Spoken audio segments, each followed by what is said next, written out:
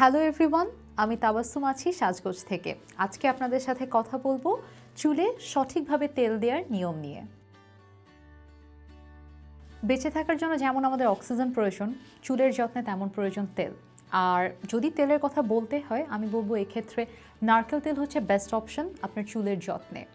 Because নারকেল তেল আপনার চুলকে ডিপলি নারিশ করে, নতুন চুল গজাতে সাহায্য করে এবং চুলের ড্যামেজ রিপেয়ার করে।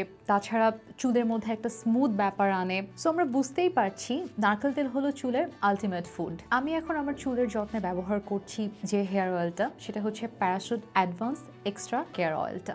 এই তেলটাতে নারকেল তেলের পাশাপাশি অ্যালোভেরা, আমলকি এবং মেথি রয়েছে।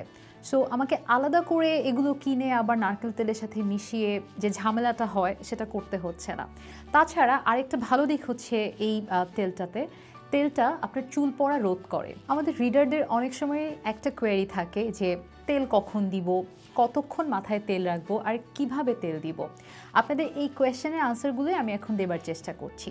নর্মালি যেটা করতে হবে, আপনি যেদিন শ্যাম্পু করবেন তার আগের রাতে অথবা যখন শ্যাম্পু করবেন তার মিনিমাম 1 থেকে 2 ঘন্টা আগে মাথায় আপনি চুলগুলো বিলি কেটে কেটে গোড়ায় গোড়ায় তেলটা হাতের সাহায্যে দিতে পারেন।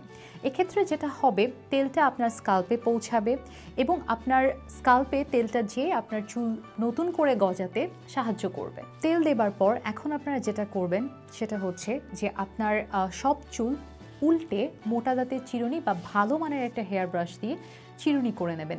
এতে যে জিনিসটা হবে সেটা হচ্ছে আপনার ব্লাড সার্কুলেশনটা বাড়বে এবং আপনার চুল পড়াটা রোধ হবে। যদি আপনি ভালো মতো চুল চিরুনি করেন, ভালো মতো হেয়ার অয়েল অ্যাপ্লাই করেন, আপনার শুধু চুল পড়াই রোধ হবে না, আপনার চুলের স্বাস্থ্যও কিন্তু উন্নত হবে। এবার কথা বলছি চুলের স্টিম নেওয়ার ব্যাপারে।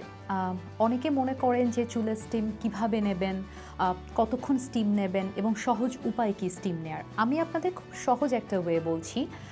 স্টিম নেওয়ার ক্ষেত্রে প্রথমে একটি টাওয়েল নিন, একটি বড় টাওয়েল নিন এবং সেটা মৃদু গরম পানিতে কিছুক্ষণ ভিজিয়ে রাখুন। তারপর খুব ভালো মতো নিংড়ে নিন এবং টাওয়েলটি আপনার মাথায় পেঁচিয়ে রাখুন। 10 থেকে 15 মিনিট রাখুন। এতে যেটা হবে, আপনার স্কাল্পের লোমকূপগুলো খুলে যাবে, তেলটা ভালো মতো আপনার স্কাল্পে পৌঁছাবে এবং আপনার চুলের এই যে পড়ার সমস্যাটা, এটা কিন্তু ধীরে ধীরে রোধ হবে। আর স্টিম নেওয়ার অপশনটা কিন্তু আপনার অপশনাল, আপনার প্রয়োজন হলে আপনি নিতে পারেন, আবার না নিলেও কিন্তু খুব একটা অসুবিধা হওয়ার কথা না। এখন যে কাজটা করবেন সেটা হচ্ছে চুল শ্যাম্পু করবেন। চুল শ্যাম্পু করার ক্ষেত্রে 2টি বিষয় মাথায় রাখবেন। এক হচ্ছে শ্যাম্পু করার জন্য যে পানিটা ব্যবহার করবেন এটা কখনোই কিন্তু গরম পানি হওয়া উচিত না।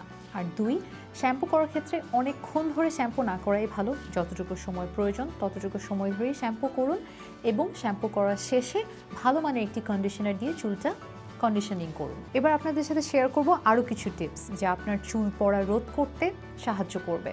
যেমন যখন আপনি ঘুমোতে যাবেন বা আপনি যখন হেয়ার অ্যাক্সেসরিজ রেগুলার ব্যবহার করেন, এই জিনিসগুলো কিন্তু রেগুলার আপনাকে পরিষ্কার করতে হবে। রেগুলার বালিশের কভার বা আপনার চিরুনি, এই সব কিছু কিন্তু রেগুলার পরিষ্কার করে নিতে হবে। রেগুলার আপনার চুলটা ট্রিম করতে হবে। দেন আপনি যখন চুলের স্টাইলিং করবেন সেক্ষেত্রে খেয়াল রাখবেন চুলে যাতে অতিরিক্ত হিট না পড়ে এবং যেটা আগে বলেছিলাম যে গোসল করার ক্ষেত্রে বা চুল ধোয়ার ক্ষেত্রে আপনি গরম পানি ব্যবহার না করাটাই ভালো। তাছাড়া নিয়মিত পানি পান করা এবং দৈনিক 8 ঘন্টা ঘুম কিন্তু মাস্ট। এছাড়াও আপনার যদি মনে হয় যে আপনার চুল পড়াটা কমছে না, চুলের আরও সমস্যা রয়েছে, তাহলে অবশ্যই একজন খুব ভালো ডার্মাটোলজিস্টের সাথে যোগাযোগ করুন। আজকের জন্য এটুকুই বন্ধুরা। সাজগোজের সাথে থাকার জন্য ধন্যবাদ। দেখা হবে নেক্সট এপিসোডে।